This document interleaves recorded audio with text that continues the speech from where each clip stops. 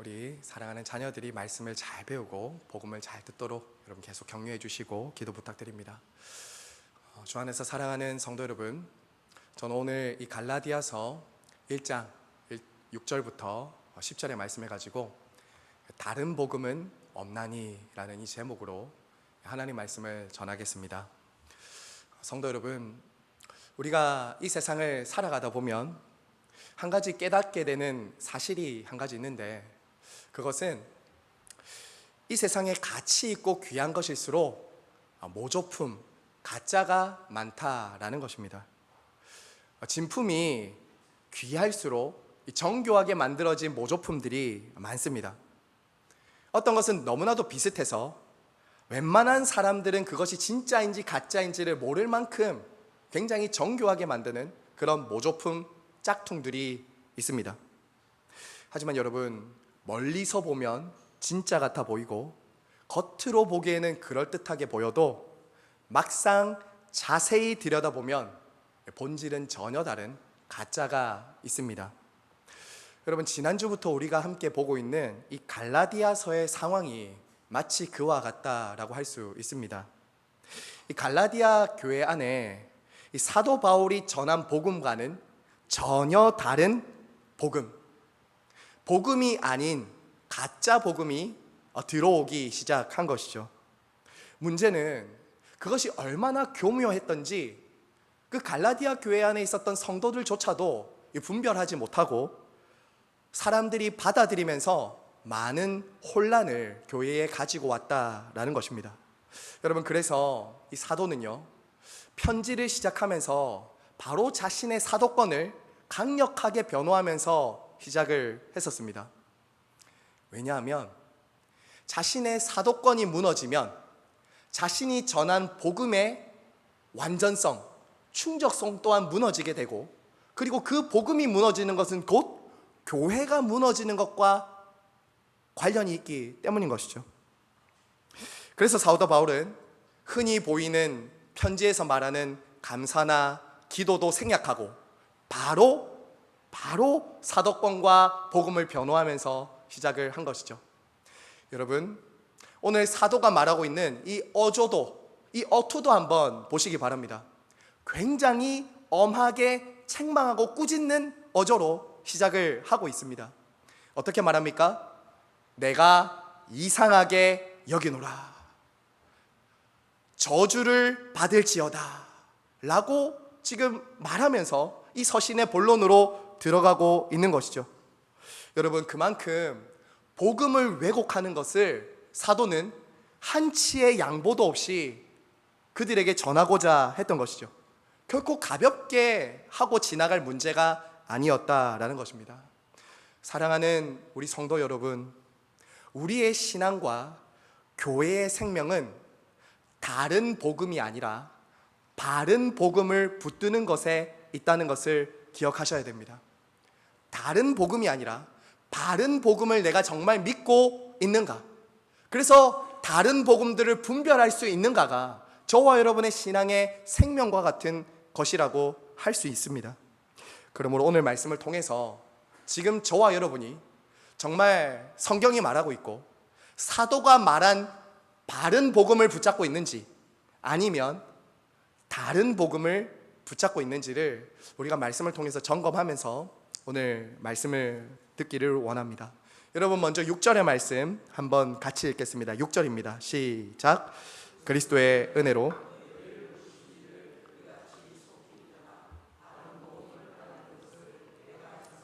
여기노라.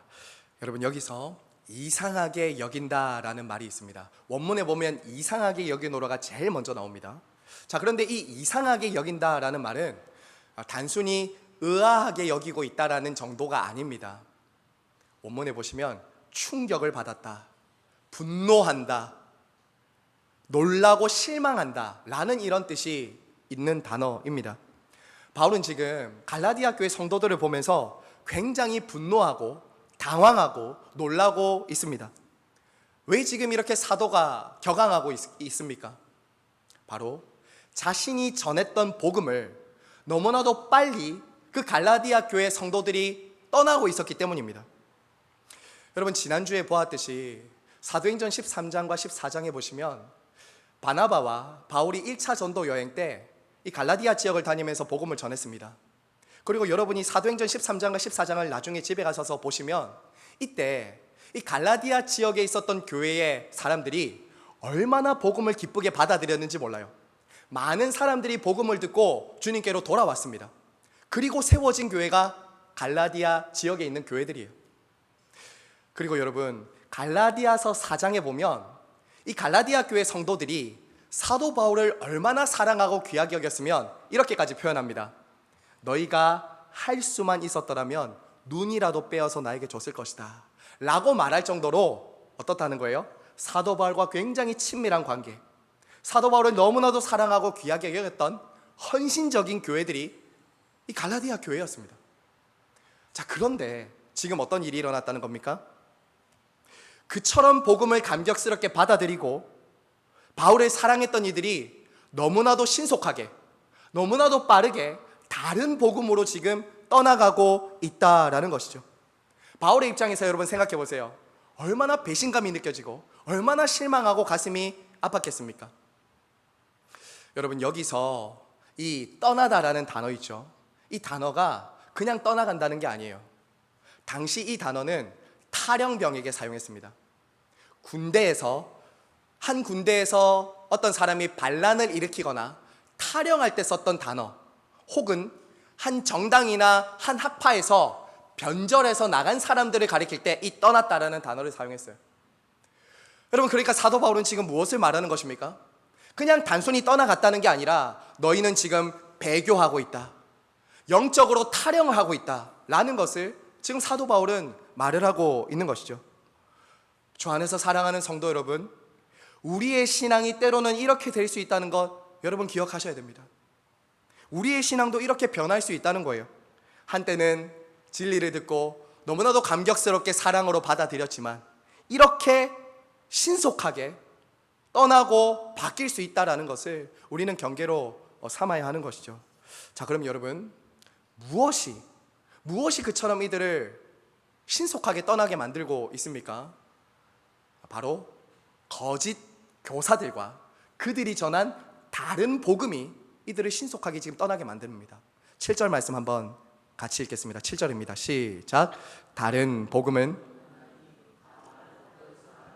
너희를 교란하여 그리스도의 복음을 변하게 하려 함이라.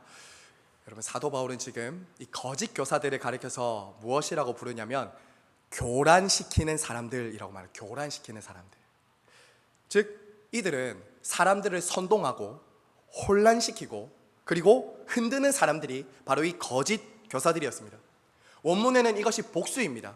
그러니까 한두 사람이 그렇게 한 것이 아니라 많은 사람들이 이 거짓된 다른 복음을 전하면서 지속적으로 반복적으로 이 갈라디아 교회를 뒤흔들고 있었다라는 것입니다.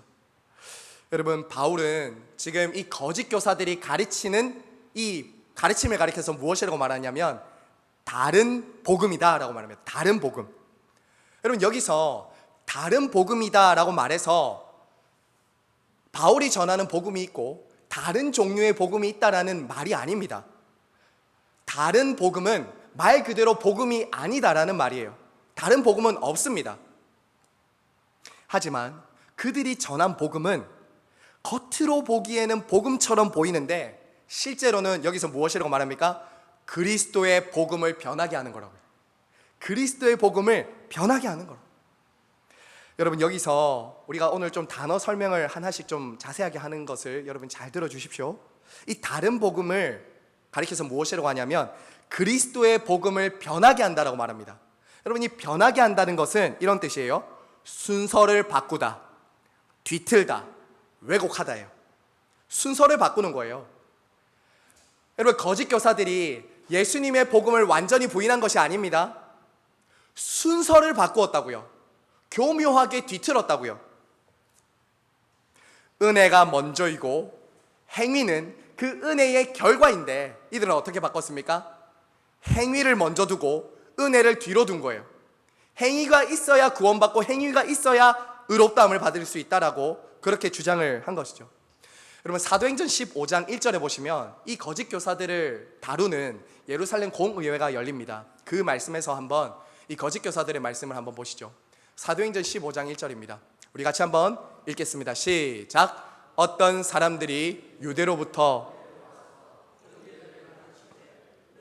모세의 법대로 할례를 받지 아니하면 능히 구원을 받지 못하리라 하니.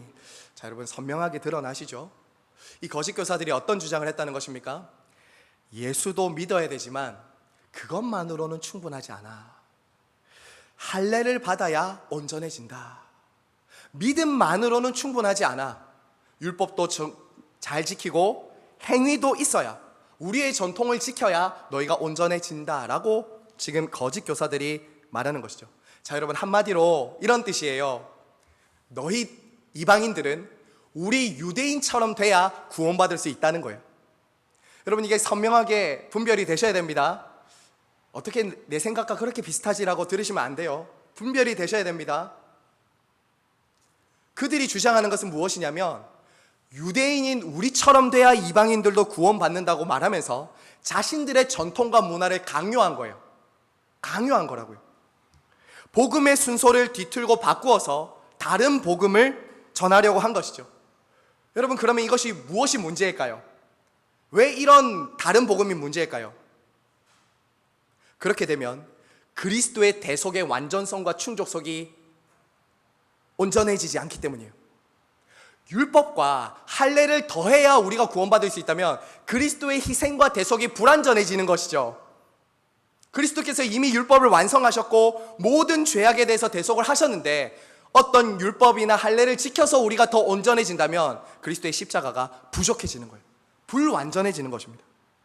하지만 주 안에서 사랑하는 성도 여러분, 이러한 잘못은 교회 역사에 있어서 굉장히 자주 반복되었습니다. 복음을 전하면서 복음만 전하는 것이 아니라 자신들의 전통, 문화를 복음과 함께 포장해서 다른 사람들에게 강요하는 거예요. 강요하는 거예요. 우리가 믿는 방식대로 믿어야 너희도 구원받는다는 거예요. 여러분 우리 안에도 이런 경향이 있습니다. 저와 여러분 안에도 이런 경향이 있어요. 자꾸 다른 사람들을 나와 같은 모습으로 만들려고 해요. 복음의 본질을 떠나서 내 방식, 내 기준으로 사람들을 맞추려고 하는 것이죠. 그러다 보면 어떻게 됩니까? 자꾸 서로 상처를 주는 거예요. 너무 다르잖아요. 내 방식이 옳고 당신의 방식은 틀린데 내 방식대로 해야 받아들여진다는 거예요. 하지만 사랑하는 여러분, 복음은 그런 방식으로 전달되는 것이 아닙니다. 누군가 나와 같아야, 우리처럼 돼야 예수를 믿는 것이 아닙니다. 예수를 믿는 순간 이미 하나님의 자녀가 되는 것이죠. 또 어떤 사람들이 이렇게 말합니다. 내가 좀 스스로 잘 준비돼야, 내가 하나님 앞에 나올 수 있을 만큼 좀 떳떳해야 내가 하나님 앞에 나아갈 수 있지 않겠습니까? 이것도 안 하고 저것도 안 해야지 내가 좀 하나님 앞에 나아갈 수 있지 않겠습니까? 하지만 여러분, 그것 또한 그리스도를 의지하지 않고 자기 행위를 의지하려고 하는 잘못입니다. 여러분, 만약 누군가가 그렇게 해서 예수님을 믿어야 된다면, 무언가를 하지 않고 하지 않아서, 무언가를 하고 하지 않아서 내가 온전히 충족시켜서 하나님 앞에 나올 수 있다면, 저와 여러분 중에 누가 하나님 앞에 충분히 받아들여질 수 있을까요? 그런 복음은 없는 것입니다. 순서가 바뀐 거예요. 은혜가 먼저 임하면, 복음을 만나면 자연스럽게 바뀌게 되는 것이죠. 사랑하는 성도 여러분, 예수님을 믿은 이후에도 저와 여러분 안에 이런 율법주의적인 성향을 가질 수 있습니다. 우리 중 누구도 율법을 지켜서 구원받는다라는 사람은 아무도 없을 것이에요. 하지만 율법주의적인 성향을 가질 수 있다고요. 하나님과 사람들에게 받아들여질 수 있는 근거를 어디서 찾냐면 그리스도가 아니라 자기 자신 안에서 찾는 거예요. 내 안에서. 교회 봉사를 열심히 하고 헌금을 하고 선행하고 구제하고 예배에 빠지지 않는 것, 여러분, 그것 자체는 참 귀하고 소중한 거예요. 우리 주님이 명령하신 것이기도 합니다. 하지만 여러분 꼭 기억하세요. 그것이 저와 여러분의 의가 되어서는 안 됩니다. 순서가 바뀌면 안 돼요. 동기가 중요한 거예요. 그것을 지키고 순종하고 헌신하는 것이 저와 여러분의 의가 될 수는 없다는 거예요. 저와 여러분의 의가 될 수 없어요. 그것 때문에 여러분이 하나님과 공동체에 받아들여지는 것은 아니다라는 것이죠. 사랑하는 여러분, 하나님의 은혜와 복을 받는 근거를 여러분 자신 안에서 찾으려고, 다른 사람의 행위에서 찾으려고 하는 것은 다른 복음으로 가는 길입니다. 사랑하는 여러분, 그러면 오늘 이 다른 복음이 아니라 바른 복음은 무엇일까요? 사도 바울은 오늘 바른 복음을 장황하게 우리가 지난주에 보았던 것처럼 진술하진 않지만 핵심적인 진리들을 말해주고 있어요. 자, 여러분 6절 한번 보세요. 6절에 바울이 하나님을 어떻게 소개하고 있습니까? 6절에 보세요. 그리스도의 은혜로 너희를 부르신 이를. 그리스도의 은혜로 너희를 부르신 이를. 여러분, 바른 복음은 이것입니다. 하나님께서 그리스도 안에서 저와 여러분을 아무런 자격이나 조건이나 공로 없이 우리를 받아들여 주신다는 거예요. 은혜로 우리를 부르셨다는 거예요. 행위나 공로나 자격으로 우리를 부르신 것이 아니라 그리스도의 은혜로 그리스도 안에서 우리 같은 자격 없는 사람들을 부르셨다라는 것이 복음의 핵심 진리인 것이죠. 이것이 복음이에요. 여러분, 복음은 하나님께 너가 이것저것이 부족하니까 이것저것을 한 다음에 나오라고 말하지 않습니다. 복음은 하나님께서 그리스도 예수 안에서 저와 여러분 같이 자격 없고 허물 많은 사람들을 은혜로 대하신다는 복된 소식이에요. 여러분, 은혜가 무엇입니까? 교회에서 자꾸 은혜 말하는데 은혜가 뭐예요? 은혜는 하나님께서 자격과 조건 없는 죄인들에게 무조건적으로 일방적으로 베푸시는 하나님의 사랑이며 호의입니다. 이게 은혜예요. 복음은 하나님을 우리가 기쁘시게 해드리기 위해서 이것저것을 해야 된다는 교훈이나 명령이 아닙니다. 예수님으로는 부족하니까 이것저것 더 해야 돼 라는 가르침이 아니라는 거예요. 여러분, 복음은 하나님께서 예수 그리스도 안에서 너를 온전히 기뻐하셔, 너를 온전히 받아들여 주셔, 너를 온전히 만족하셔라는 것이 복음의 핵심 진리예요. 이게 복음입니다, 여러분. 예수 그리스도 안에서 너는 이미 충분해, 너는 완전해 라는 선언이 바로 기쁜 소식 복음이다 라는 것이죠. 이제 여러분, 저와 여러분이 예수님을 믿으면, 그래서 우리가 그분 안에 있고 그분이 우리 안에 있으면 여러분, 놀라운 일이 일어납니다. 하나님은 마치 저와 여러분을 당신의 하나밖에 없는 아들 예수 그리스도를 기뻐하시는 것만큼이나 기뻐한다고요. 원수였고 죄인이었는데 그런 우리가, 자격 없는 우리가 예수 그리스도를 믿는 순간 어떻게 바라보시냐면 그리스도와 같이 사랑받는 자녀로 온전히 우리를 대하시고 받아들이신다고요. 여러분, 이 사실을 믿을 때 자유와 만족이 찾아와요. 하나님과 다른 사람에게 인정과 만족과 받아들여지기 위한 불안에서부터 자유하기 시작한다고요. 그리고 정말 중요한 게 무엇입니까? 다른 사람들을 바라보는 눈이 바뀌기 시작해요. 이전에는 나와 맞는 사람끼리끼리 어울리려고 했고 상대방을 나에게 맞추려고 했지만, 강요했지만, 이제는 어떻게 됩니까? 그 사람을 품고 기다려주고 오히려 내가 그 사람을 맞추죠. 이게 강한 사람으로 약한 사람을 맞추는 은혜의 복음을 만난 사람의 변화다라는 것입니다. 사랑하는 여러분, 교회는 그래야 됩니다. 교회는 그래야 돼요.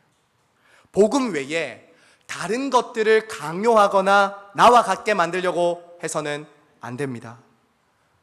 우리 각자는 걸어온 길이 다릅니다. 살아온 배경, 문화, 성향, 성품, 모습이 다 다양해요. 교회의 생명, 그런 다양성 속에 있습니다. 그리스도 안에서 우리 같은 다양한 자격 없는 사람들을 받아주셨지라는 것이 교회의 생명이며 그 생명으로 서로를 대하는 것이 공동체다라는 것 우리가 기억해야 하겠습니다. 성도 여러분, 사도 바울은 바로 이어서 이처럼 다른 복음을 전하는 거짓 교사들, 그리고 그 복음을 따르는 사람들을 향해서 저주를 선포합니다. 여러분 8절과 9절 말씀 우리 한번 같이 읽겠습니다. 8절과 9절 시작. 그러나 우리나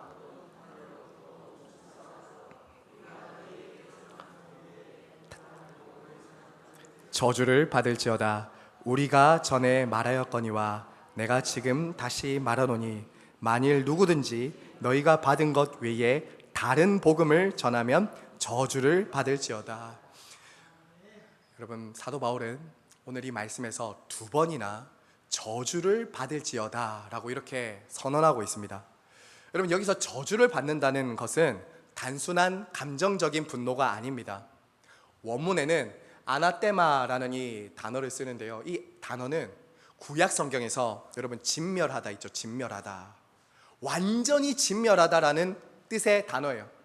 신약 성경에서는 이 아나테마라는 단어는 예수 그리스도와 완전히 단절되고 끊어져서 영원한 형벌을 받는 상태, 그게 아나테마예요. 영원한 지옥의 형벌을 받는 그 자리에 떨어질지어다라고 사도 바울이 이렇게 말하고 있는 거예요. 여러분 놀랍지 않습니까? 사실 사도 바울은 여러분도 아시겠지만 사랑과 온유와 인내의 사람이었어요. 그렇지 않습니까? 이렇게 저주를 받을지어다라고 말할 만큼의 그런 사람이 아니었다고요. 하지만 사도가 지금 이렇게 단호하게 엄하게 책망하고 꾸짖는 이유가 무엇입니까? 바로 이런 다른 복음을 따르는 것은 개인의 구원과 교회의 생명이 달린 일이기 때문인 것이죠. 아나테마, 죽음과 관련된 거예요. 생사가 걸린 문제이기 때문인 것이죠.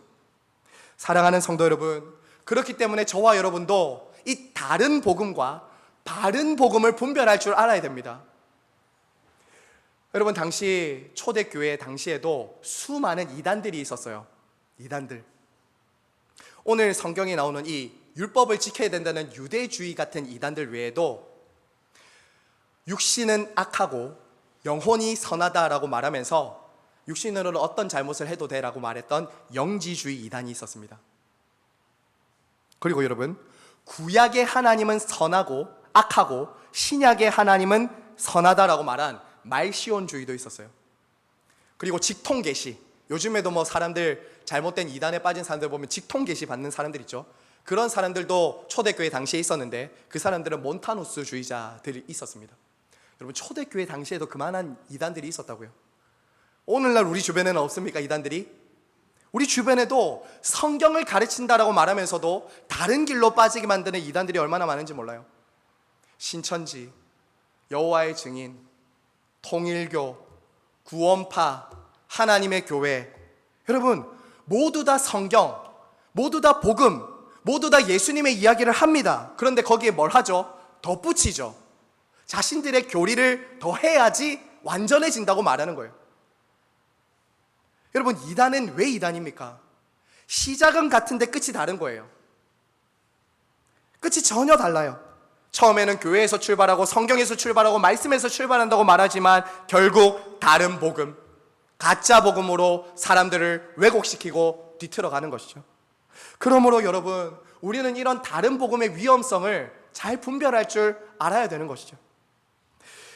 성도 여러분, 그런데 저는 오늘날 이 현대판 다른 복음도 우리가 간과해서는 안 된다라고 말씀드리고 싶습니다. 우리 중에 신앙생활을 어지간히 하신 분들은 이런 2단이나 3단쯤은 아마 분별할 수도 있는데 오늘날 교회 안에, 우리 마음 안에, 그리고 교회 안에 들어오는 현대판 다른 복음이 있다는 것 여러분 잘 분별하고 계신지 한번 돌아보시기 바랍니다. 여러분 오늘날 교회 안으로 성도들 마음 안에도 들어오는 이 현대판 다른 복음은 이런 것입니다. 그리스도 외에 겉으로 드러나는 이 세상의 것이 더해져야 만족을 느끼는 거예요. 예수 그리스도 외에 무언가를 더 가지고 무언가를 더 하고 무언가 세상으로부터 더 드러나는 것을 가져야 충분하고 만족하다고 느끼는 것, 이것이 다른 복음입니다. 예수 믿고 구원받는 것도 좋지만 그것만으로는 충분하지 않은 것 같아. 예수 믿었으면 돈도 더 많이 벌고 성공도 하고 좋은 직장도 들어가고 건강도 따라와야 믿을만 하지 않겠는가, 충분하지 않겠는가 라고 생각을 하는 것이죠. 여러분 만약 우리의 마음에 예수님만으로 충분하지 않고 만족하지 못한다면 물질과 자녀와 건강과 성공과 같은 것이 함께 있어야 내가 충분히 만족한다고 여기고 있다면 그것은 온전한 복음은 아니에요. 예수님을 믿고 돈 많이 벌고 예수님을 믿고 성공하는 것 자체가 나쁜 것이 아닙니다. 하지만 무엇이 문제입니까? 순서를 바꾸는 것이죠. 우선순위는 어디 있습니까? 예수 그리스도와 복음이 있고 하나님 안에서 만족하는 것이 아니라 여전히 그 우선순위는 어디 있습니까? 순서가 바뀌어 있다고요. 세상과 물질과 돈과 이 세상의 성공의 마음이 다 뺏겨서 오늘도 현대판 다른 복음의 성도들의 마음이 빼앗겨 있다고요. 예수님을 믿으면서 예수님 한 분으로 정말 여러분 충분하십니까? 예수님 정말 한 분으로 만족하고 계십니까? 여러분은 아시잖아요. 내가 정말 예수님 한 분으로 만족하고 있고 충분한가? 아니면 예수님을 믿어도 뭔가 늘 허전해요. 늘 공허해요. 늘 세상에 기웃거리게 돼요. 왜 그런지 아십니까? 하나님께서 우리를 진정으로 만족시켜주고 기쁘시게 한다는 것을 모르기 때문이에요. 다시 말씀드립니다, 여러분. 복음은 우리가 하나님을 만족시켜드리고 기쁘시게 해드리는 것 전에 하나님이 우리를 온전히 만족시켜주시고 온전히 기쁘시게 하신다는 소식이에요. 정말 이것이 우리 안에 경험되어지고 깨달아지고 믿어지는 게 신앙생활이라고요. 사랑하는 성도 여러분, 사도 바울이 전한 복음도 이것이었어요. 바른 복음은 그리스도 한 분이면 충분하다는 거예요. 다른 걸 거기에 더할 게 없다는 거예요. 그리스도 한 분이면 충분하다는 거예요. 우리의 자격, 우리의 조건, 우리의 행위로 하나님을 만족시킬 수 없다. 오직 하나님께서 당신의 아들을 십자가에 내어주시면서 너희를 온전히 받아들이시고 만족해 하신다. 기쁘게 하신다는 거예요. 그러므로 이제 저와 여러분은 예수 그리스도를 믿고 그분 안에 있으면 온전히 의롭다고 선언을 받는 것이죠. 사랑하는 성도 여러분, 여러분에게 질문하고 싶습니다. 여러분 스스로 신앙을 점검해보고 돌아보십시오. 나의 신앙생활의 목적과 동기는 정말 무엇인가? 예수님 한 분으로 정말 충분한가?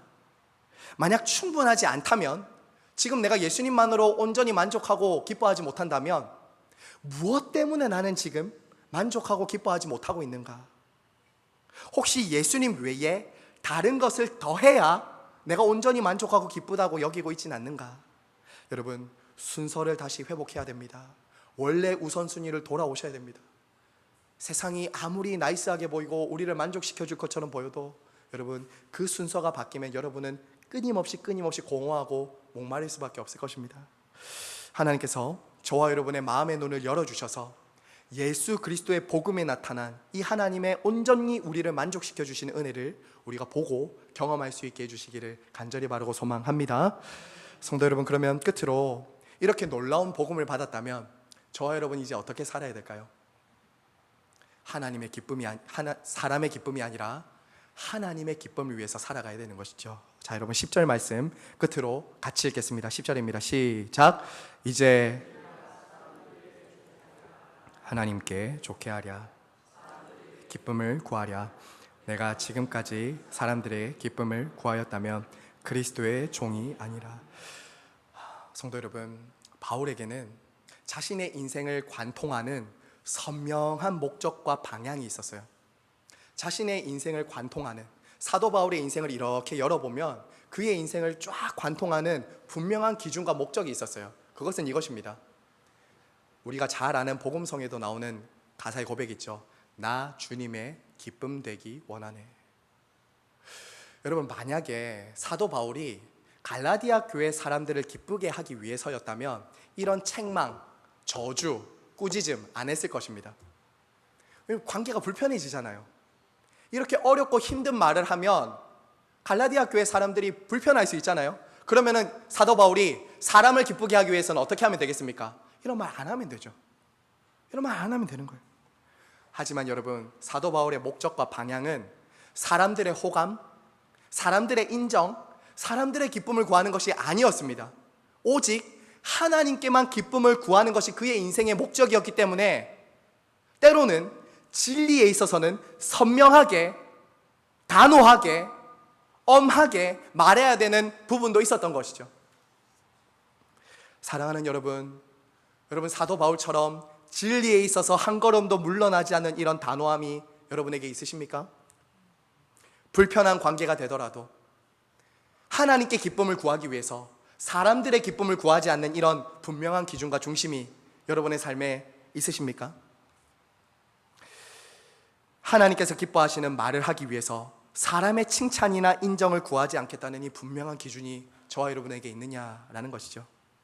사랑하는 여러분, 성도는 어떤 사람입니까? 사람의 기쁨과 칭찬과 인정이 아니라 우리 한번 받아서 해주십시오. 하나님의 기쁨을 구하는 사람입니다. 하나님의 기쁨을 구하는 사람입니다. 때로 여러분, 저와 여러분이 예수님을 믿고 살다가, 그리고 때로는 이 진리의 말씀과 복음을 전하며 살다가 때로는 불편한 일을 겪게 될 수도 있습니다. 우리가 예수님을 믿고 진리를 따라 사는 것이 하나님도 기쁘시게 하고 사람을 기쁘시게 할 때도 있습니다. 하지만 항상 그렇지는 않아요. 때로는 하나님을 기쁘시게 하기 위해서 사람과는 불편해질 수도 있습니다. 하지만 여러분, 만약에 그럴 때마다 저와 여러분이 그리스도의 종이라는 정체성을 내려놓고 사람을 기쁘게 하기 위해서 진리와 복음을 타협하면 그때부터 미끄러지는 거예요. 그때부터 저와 여러분은 사람의 종이 되는 것입니다. 오늘 사도 바울이 이렇게 말하잖아요. 내가 사람의 기쁨을 구하였다면 그리스도의 종이 아니라. 성도의 정체성이 무엇입니까? 우리는 그리스도의 종이라는 거예요. 세상의 종이 아닙니다. 사람의 종이 아닙니다. 우리는 그리스도의 종이기 때문에 하나님을 기쁘시게 한다는 선명한 기준을 가지고 살아가야 되는 사람들인 것이죠. 그래서 때로는 타협할 수 없을 때 있습니다. 때로는 저와 여러분이 살면서 부당한 요구, 불이한 요구에 대해서 여러분 때로는 불편해도 진리를 딱 붙잡고 나아가야 될 때가 있습니다. 그럴 때 핍박이 있고 곤란함이 있고 불편해지는 상황이 있을 수도 있습니다. 성경은 없다고 말하지 않습니다. 그럴 때 여러분, 하지만 우리는 압니다. 하나님은 나를 기뻐하신다는 거예요. 하나님은 우리를 인정하신다는 거예요. 세상은 우리를 모르고 세상은 우리를 핍박할 수 있을지언정 하나님은 그런 선택과 결정과 믿음으로 하나님의 기쁨을 구하는 당신의 백성들을 인정하시고 칭찬하시고 기뻐하신다는 거예요. 사랑하는 여러분, 그리고 제가 한 가지 더 말씀드리고 말씀을 마무리하려고 합니다. 저와 여러분이 오직 하나님께만 기쁨을 구하는 삶을 살 때 자유함을 얻을 수 있습니다. 자유함을 얻을 수 있다고요. 아니 목사님, 어떻게 종인데 자유함이 있습니까? 어떻게 종인데 자유함이 있죠? 여러분 잘 생각해 보세요. 더 이상 사람을 기쁘게 하는 일에 얽매이지 않아도 되기 때문입니다. 삶이 굉장히 단순해지고 심플해져요. 모든 결정과 순간과 선택마다 삶이 굉장히 단순해지고 한 가지로 쫙 모아진다고요. 그러니까 자유한 거예요. 왜요? 사람들이 어떻게 보는 것이 중요한 것이 아니고 하나님의 기쁨을 구하고 하나님이 나를 어떻게 보느냐가 더 중요하기 때문에 삶이 심플해요. 삶이 자유로워요. 그것에만 딱 매여 있기 때문에 모든 것에는 자유할 수 있는 것이죠. 삼위 하나님께서 이 그리스도의 종들만이 누릴 수 있는 이 자유와 영광과 기쁨을 저와 여러분에게 누릴 수 있게 해주시기를 간절히 바라고 소망합니다. 성도 여러분, 말씀을 맺겠습니다. 오늘 사도 바울의 이 말씀을 통해서, 사도 바울을 통해서 우리에게 주시는 말씀을 통해서 우리가 분명히 한 가지 붙잡을 진리는 이것입니다. 바로 다른 복음은 없고 하나의 유일한 복음, 바른 복음만이 존재한다는 거예요. 다른 복음은 없어요. 오직 하나의 복음만이 있습니다. 그리스도께서 2000년 전에 이 땅에 오셔서 전하시고 성취하신 그 복음, 사도들이 전한 이 복음, 초대교회 성도들이 지키고 붙들었던 이 복음, 종교개혁자들이 자신의 피와 순교를 하면서까지 지킨 그 복음이 지금 저와 여러분이 듣는 복음이라고요. 오직 예수 외에는 부족함이 없다, 그리스도면 충분하다라는 이 복음이 지금도 이 교회를 세워가는 가장 중요한 기초이고 핵심입니다. 그리고 이것은 단순한 교리가 아니에요. 저와 여러분의 삶, 다른 사람을 대하는 태도, 모든 것을 바꿔놓습니다. 시대가 바뀌고 문화가 달라지고 취향이 다르더라도 복음은 달라지지 않습니다. 이 복음을 전하고 세워진 곳이 바로 저와 여러분이 사도신경에서 매주 고백하는 공교회예요. 공교회예요. 보편교회예요. 이 하나의 진리 위에 세워진 교회가 바로 공교회라고요. 이단이나 다른 복음은 없습니다. 그리고 여러분, 이 복음을 전하는 성도들은 이제 이 고백뿐만 아니라 진짜 예수님 한 분으로 만족하는 삶의 자리로 나아가야 됩니다. 문구 하나만 띄워주시겠습니까? 여러분, 한때 이 문구가 한창 회자되었던 때가 있습니다. Jesus plus nothing equal everything. Jesus plus nothing equal everything. 이 말이 무슨 뜻입니까? 예수님이 있으면, 예수님이 계시면 아무것도 없어도 충분하다. 예수님이 계시면 아무것도 없어도 다 가진 것이다. 여러분, 저는 이 문장을 보면서 제 자신에게 이런 질문을 던져봤습니다. 나는 정말 예수님 한 분으로 만족할 수 있는가? 돈이 없어도, 건강이 없어도, 약해도, 사람들이 나를 좀 몰라줘도, 인정해주지 않아도, nothing이어도 정말 예수님이면 충분한가? 그렇게 정말 고백할 수 있는가? 사랑하는 여러분, 하나님은 예수 그리스도 안에서 온전히 만족하고 그분을 즐거워하는 사람을 통해서 영광을 받으십니다. 소교리 문답 1문 1답. 인생의 제일 되는 목적은 하나님을 영화롭게 하고 그분을 영원토록 즐거워하는 데서 있다고요. 이 즐거워하는 것은 온전히 만족한다는 거예요. 한 주간 살아가면서 사람이 아니라 하나님으로 인해 크게 만족하고 기뻐하는 저와 여러분 모두가 되시길 간절히 바라고 소망합니다. 삼위 하나님께서 저와 여러분에게 예수 그리스도 한 분으로 만족할 수 있는 이 놀라운 은혜 주셔서 예수님 외에 다른 복음은 분별하고 끝까지 타협하지 않고 다른 사람에게 나와 같이 되라는 강요하지 않고 복음 안에서 서로를 온전히 만족하고 받아들이는 이 놀라운 복음의 부요함을 누릴 수 있게 해주시기를 성부와 성자와 성령의 이름으로 축원드립니다. 아멘. 이 시간 함께